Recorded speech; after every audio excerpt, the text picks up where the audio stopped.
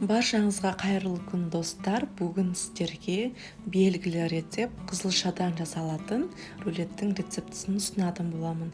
Кез келген дастарханыңызға ерекшеленіп әдемі болып тұрады. Сондықтан видеоны соңына дейін қараңыздар. Видеоны соңына дейін қарамас бұрын каналыма тіркеліп қоңыраушаны баса кетіңіздер. Сол кезде әрбір салған видеомды жіберіп алмайсыздар. Ең алдымен қызылшаны үкіштен өткізіп алатын боламыз. Ұсақ көзінен немесе осындай ірілеу көзінен өткіземіз. Мен ірілеу көзінен өткіздім.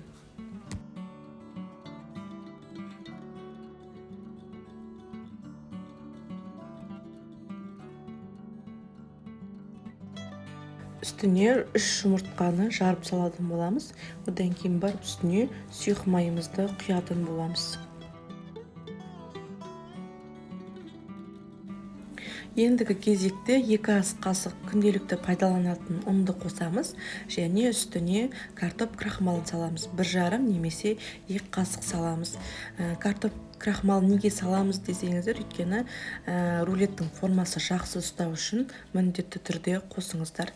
Енді дәміне қарай тұзымызды салып, жақсылап араластырамыз.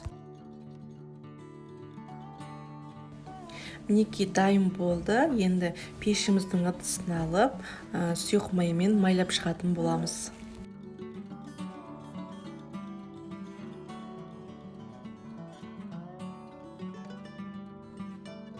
Майлап болдым. Енді үстіне қызылшамызды салып, үстінен тегістеп, әдемілеп, одан кейін шетін тегістеп шығамыз.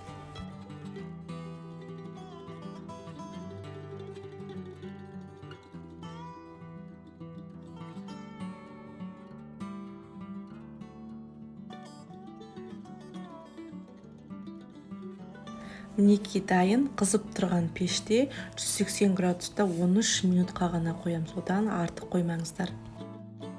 Қазір ғана пештен алып шықтым. Енді суытуға жібереміз. Қатты суытудың қажеті жоқ. Жай жылы болса жеткілікті. Мінекей суып болды. Қатты суық емес, жылы кезінде қолданамыз. Енді бет жағын астына қарататын боламыз. Қазір астыңғы бөлігіне салмасын салатын боламыз. Енді салмасына осындай творожный сырды қолданатын боламыз. Мендегі мына ыдыстың өзінде 220 грамм творожный сыр бар.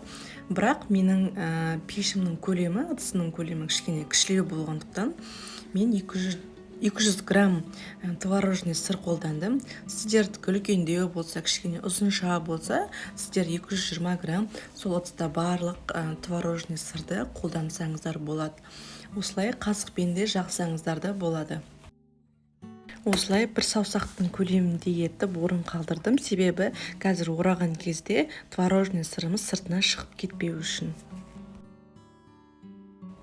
Дәл осы кезде сырымызды ұсақ көзінен үкіштен өткізетін боламыз. Мен ұмытып кетіппін. Сіздер ұмытпаңыздар. Үнемі осы рулетті жасаған кезде ұмыт кете беретін боламын. Бірақ қазір келесі видеода қайтадан ашып салатын боламын. Осылай орайтын боламыз. Кішкене арасында осылай арасы ашылып кетуі мүмкін. Қызылшамыздың ол ештеме етпейді. Осы біздің творожный сырымыз қатты ажырап кетпей ұстап тұратын болады.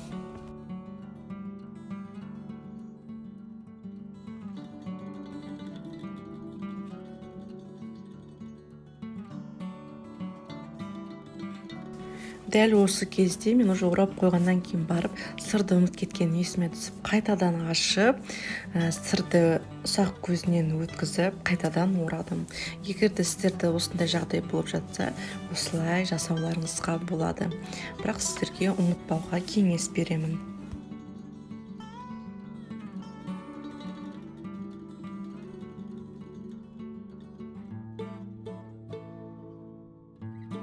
Рулетіміз дайын. Енді пищевой пленкаға орайтын боламыз. Осылай рулеттің екі шетінде орайтын боламыз. Себебі қазір рулеттің ортасынан орап жатқан кезде, қатты қысып орап жатқан кезде, екі шетіне ортасындағы салмамыз ағып кетуі мүмкін.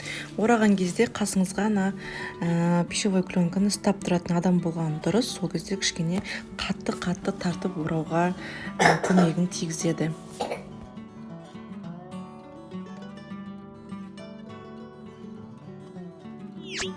Менің каналымды көбіңіз тіркелмей көреді екенсіздер. Мен көріп қойдым. Сондықтан тіркеліп көріңіздер дегім келеді. Тіркелсеңіздер өкінбейсіздер. Алда әлі күшті рецепттер шығаратын боламын. Мені күтіңіздер. 2 сағатқа тоңазытқышқа қалдырамыз. 2 сағаттай тұрды. Енді салафаны алып, әдемілеп кесіп шығамыз.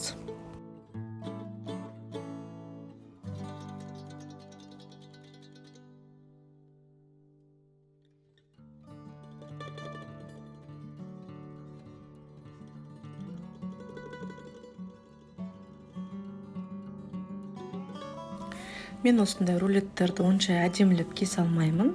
Сондықтан сөге көрмеңіздер. Сіздер өздеріңіз кесе алатын болсаңыздар, әдемілеп кесіп қойсаңыздар болады. Мен енді барынша өзім кесе алғанымша кестім.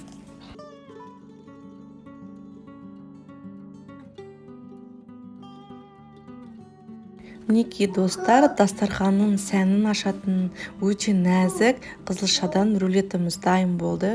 Міндетті түрде жасап көріңіз. Ұнайтынына сенімдімін. Видеоны соңына дейін қарағандарыңыз үшін көп рахмет. Сіздермен болған Гүлайым.